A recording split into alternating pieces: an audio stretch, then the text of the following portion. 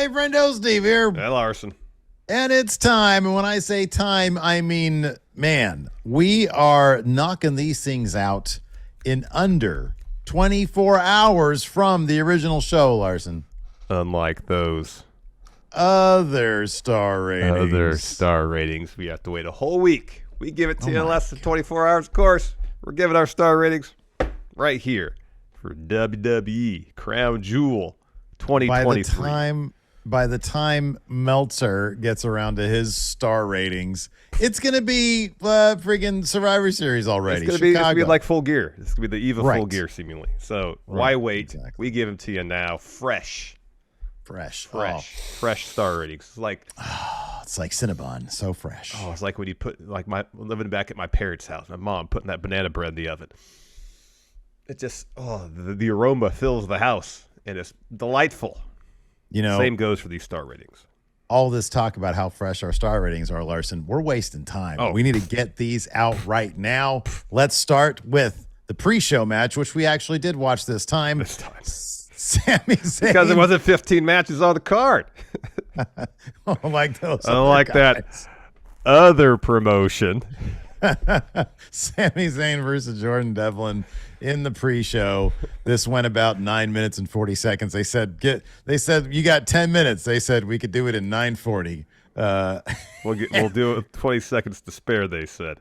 Right, exactly. So what did you give this match? This is a fine match.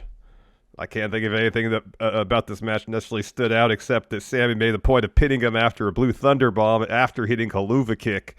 Usually Haluva Kick is finisher, but for whatever reason, Sami's like, I'm going to hit Haluva Kick, then do Blue Thunder Bomb, so it goes to the record books. It's, I think, just the second match that I'm aware of that he's won WWE using the Blue Thunder Bomb.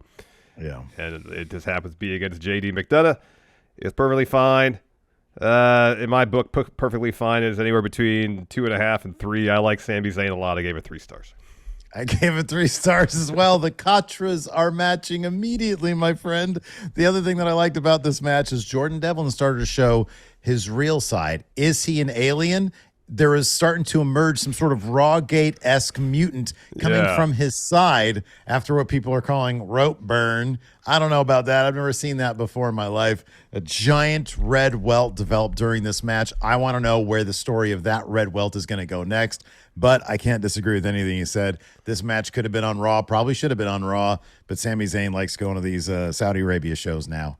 So 3 stars from me. 3 stars. Next up for the World Heavyweight Championship, champion Seth freaking Rollins taking on challenger Drew McIntyre. Steve, what'd you give this match? I gave this match 4 stars. It could have gone higher. I really like the story of Drew McIntyre realizing that this ain't nobody's fault but my own. I thought that him being a little bit more, and that's the thing that I like about this so much, is that he was going after Seth Rollins' back. And even that couldn't get the job done in the end. The frustration on Drew really came across. I like this match. They gave it a lot of time, 18 minutes. They could have probably given it a little bit less time, to be honest with you. The only reason that I stopped from going anything further than 4 stars, because I think this had potential for more than that, is that Seth really didn't sell the back too much towards the finish. And that's something you pointed out is sort of something that he might need to work on a little. We're giving him advice on how to be a pro wrestler. But like, his back has been through the ringer. They claim it's broken. He should maybe sell it down the stretch a little bit more. He's got to tape that back up. I mean, he did that for one of the Nakamura matches. He had the kinesiology tape on there. That should be a fixture of Seth Rollins' back. He should be in agony, but still, phenomenal match. I give it 4 stars. That's like really the only quibble I have about this match. I thought they took the time they had and filled it with some interesting, good, dramatic stuff. I like Drew's performance especially. He was going after Seth's back, but not to a degree that I felt that was necessarily villainous. I didn't feel like he attacked it to the same degree that Nakamura did. He had opportunity to drop him on the stairs. He did it. He had opportunity to drop him on the apron. He did it. But it wasn't like he necessarily went out of his way otherwise. You know, it's like when an opportunity presented itself, he took advantage otherwise.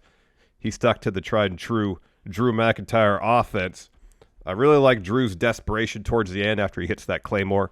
Seth kicks out, and Drew's like, I got to do it, and I got to do it now. I'm desperate. Yeah. I need this win. I need a huge win in front of an audience. The win that I didn't get at WrestleMania years ago.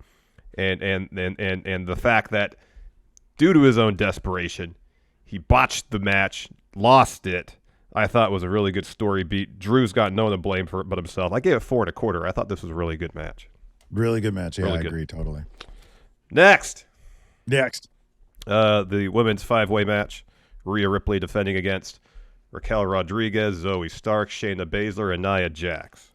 Correct. Another really good match. The story of this match, make Rhea look like the most dominant force in the Raw Women's division. Mission accomplished. She beat everybody. The finish was awesome. She hit the Riptide on top of, was it Zoe and Shayna? Raquel. Yeah. Oh, Shayna. Yeah. Whoever. And pinned Shayna at the end. They set out to accomplish something, and they accomplished it. Rhea's a huge star. Yeah.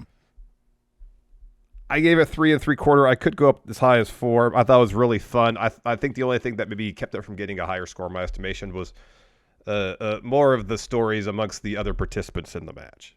If they had been more story threads involving everybody else, maybe I would give it a higher score. Still a really fun match. I really enjoyed it. This was my favorite match of the night. I did give it 4 stars. And I don't disagree with your comment about them telling the little stories. That being said, I appreciate that everybody did get their moment to shine. I thought this was by far the most fun match. I thought Zoe Stark jumping out of the ring, and the camera work last night was really good across the board.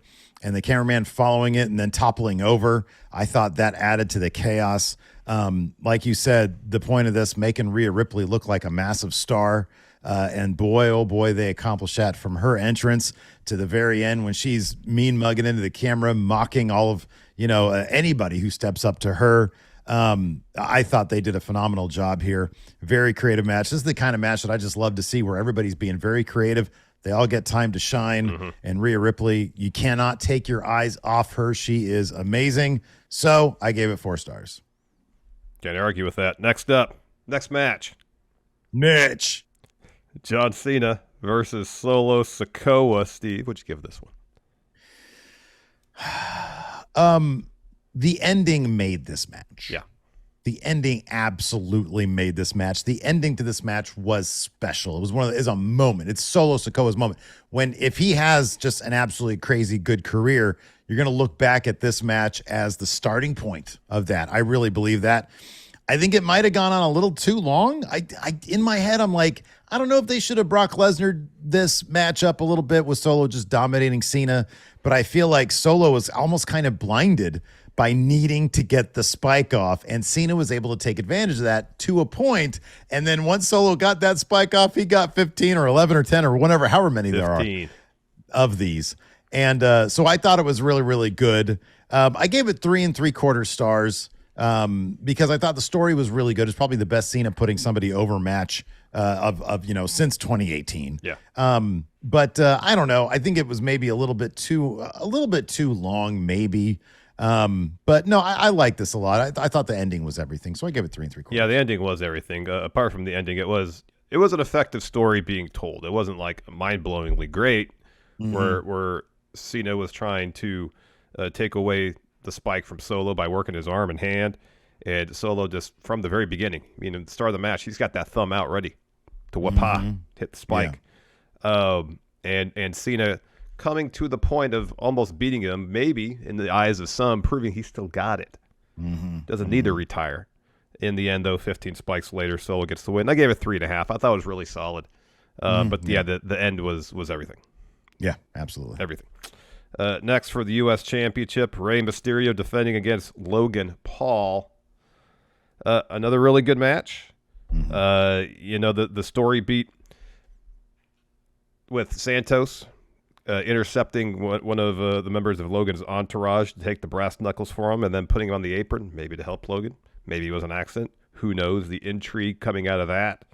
I didn't necessarily think there was a whole lot of drama in terms of who was going to win this match. I thought Logan was not exactly a sure thing, but I was pretty certain he was going to win.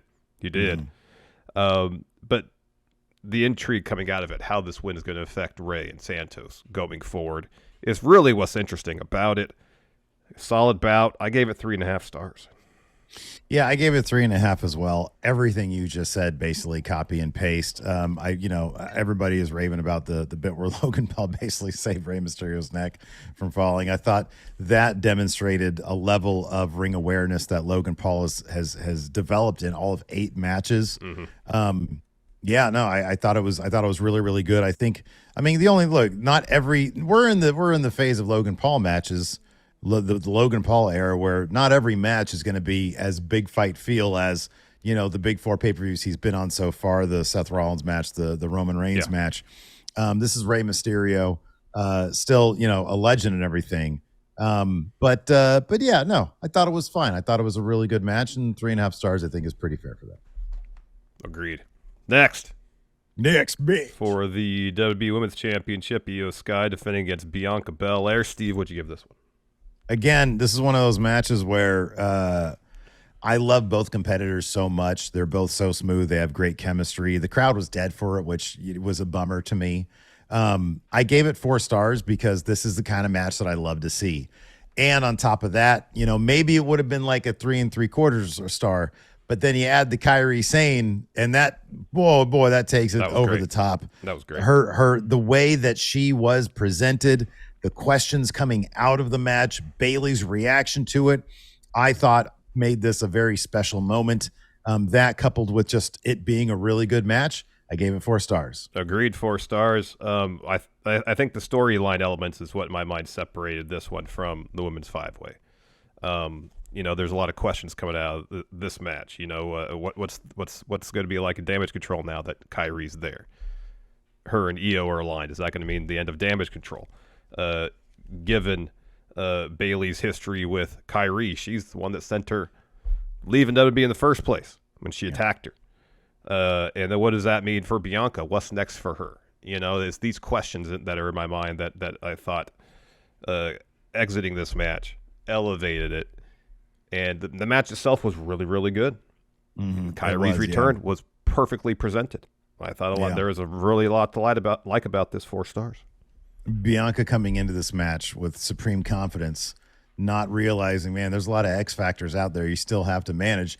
I appreciate that Bianca now seemingly is I'm not going to say arrogant, but like maybe biting off more than she can chew. Like she just thinks that she can steamroll Damage Control, maybe because she's done that before. Exactly. But now I like that. No, there's a lot more going on here. Yes. This ain't like it was before. And hopefully they run with that a little bit with her. Yeah, I agree. History has dictated to Bianca that she could steamroll Damage Control. Maybe not. Next up, Cody freaking Rhodes, Steve's favorite wrestler. No, person in the entire universe. Yeah, thank you. Above, it's like, Bama, Lacey, my dog, but then way up here, Cody Rhodes. All right. Unhealthy? You decide. I guess so, yeah. That's up to everybody out there watching. So Cody taking on Damian Priest. Steve, Damian Priest. What'd you give this one? I gave it 3 1/4. Like, you can only make Damian Priest look like so much of an asshole. Of course, he tried to cash in on Seth Rollins earlier. Instead, just watch some asshole take his briefcase away from him. That asshole was Sami Zayn. Yeah. So he was standing there, like, oh shit, now I gotta go jog through the arena to try to get this thing back. Evidently he didn't, because he shows up with only his tag titles and no Money in the Bank. I know. He's all blown up from jogging through the arena too, probably. He comes into this match looking like an idiot. And, dude, here's the thing. And I understand. I get it. Like, I know tradition for some reason holds that Money in the Bank winners, they got to look like idiots on the way to on the way to cashing in. I don't get it. Well, mission accomplished with Damian Priest. I have faith that this is part of a story where they're going to build him into a guy who can actually cash in successfully and be seen legitimately as a guy who can be, on par with Seth Rollins. A wrestler greater than or equal to Seth Rollins, right? Exactly. They got some work to do, and I hope that they're putting in the work right now. But yeah, I don't know. Like, it was fine. This honestly belonged on Raw. This was Raw main event, sort of distilled. Raw main event over the last 3 months distilled into one match. Exactly. And honestly, given how Apple's Judgment Day has sort of been as of late, this doesn't do much for Cody and it doesn't do much for Damian Priest. Like it didn't do anything for anybody. Technically speaking, the match was there were some unintentionally funny moments, like when Finn starts calling for Dom and Dom just ambulates out with his chair, more focused on the crowd booing him than anything. And then eventually he gets there, but they're useless. Absolutely. And then Cody has 3 crossroads on him, and it's a day. Nothing to this match. So No. like 3.25. Yeah, that's what I gave it to, 3.25. I saw it described on social media as a Raw main event, and that's totally the case. Mm-hmm. This could have been the main event of Raw. Maybe it has been, if I look it up.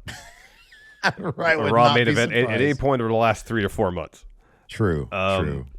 This seems to be a constant feature at the end of Raw. Member of Judgment Day versus a member of Cody, Jay, Sami, at one point Kevin Owens. Yeah. Whatever, combination of competitors. That's the fixture of the main event scene of Raw. This was no different. You had the overbooked finish. I feel like Cody probably hit 2 more crossroads than he really needed to get this win, but I understand they want to try to protect Damian Priest. He does have, in theory, the Money in the Bank briefcase. So they got to not make him look too weak. Yeah. But yeah, it was just kind of a basic match. Cody sold the ankle that apparently been shattered by a chair shot from the one spot, and after that he was fine. Yeah. It didn't really come into play the story of the match too much. Yeah. It was fine, but it wasn't anything more than fine. Yeah, I agree. Finally, main event, LA Knight. Yeah. Taking on Roman Reigns for the undisputed WWE Universal title. Steve's got an insect flying around him, it seems like. I do, a little gnat. If the object of this match was to make LA Knight look like he belonged the main event scene, I guess he got the visual pin on Roman more or less. He hit the BFT, if not for Jim Uso putting Roman's foot on the bottom rope. You could say LA Knight would be WWE champion right now. LA Knight more than held his own in the build of this match. During the contract signing, he was great. During the promo segment on SmackDown this past Friday, he was great. I don't expect this to be a situation like years past where someone who got super popular with the crowd maybe gets a shot, loses, back to the mid card. I feel like LA Knight, I would be shocked if he doesn't take on Logan Paul for the U.S. title at Mania and win there. Yeah. So long as he can maintain his popularity to roughly the same degree, it seems like a shoo-in he's going to win that U.S. title at Mania. And then, a year from there, if they feel like, all right, he's sustained his momentum enough, he's still super over, he's still selling tons of merch, people are still saying, yeah, then maybe they'll come back around for another world title program. And if this match is the start of that process, he did fine, and this match served its purpose. That being said, nothing about it was really exceptional. I gave it 3 stars. I gave it 3.5. I thought he lived up to, the moment. He did. There was no blunders here. I know it was. I'll put it this way: when WWE started his push, they put him in a couple of long matches that were not terribly compelling. This was not as laborious as those. It was 20 minutes, and to me, it felt like a really brisk 20 minutes. It did. I thought they got a lot in that amount of time. It never dragged. It was never boring. It was a main event match. The crowd was really into it because they really like LA Knight. Roman was doing, great character work like he always does, mocking the LA Knight stuff and whatnot. That being said, this was a paint by numbers, Michael Hayes, Roman Reigns, Michael match. Hayes was the producer on it. Oh, no. Well, he laid the template down. Let me tell you what, it was like a House of Cards episode. David Fincher sets it up, and whoever directs the next one looks exactly like David Fincher's stuff. Yeah. So that's what that was. Template Roman Reigns match. You know what to expect. But I did appreciate that they made LA Knight look as strong as possible in his quest to get the WWE Championship. So I gave it 3.5 stars. I like LA Knight. I hope he's got some staying power. I really do. Same. I do too. Well, that's it. All right. That's it. Hey, we want to know your guys' star ratings so that we can talk about those other guys in our comments below, and you're those other guys. So be sure to drop them in our comments. But here's the thing. We only want the freshest star rating, so make sure you hurry up and get those comments loaded up on this episode below. Also, be sure to hit that subscribe button and the thumbs up. The little notify bell next to the subscribe button as well, so you always get new Friendo Club Wrestling content. Thanks for watching. We appreciate it. Till next time, we'll see you around. Goodbye.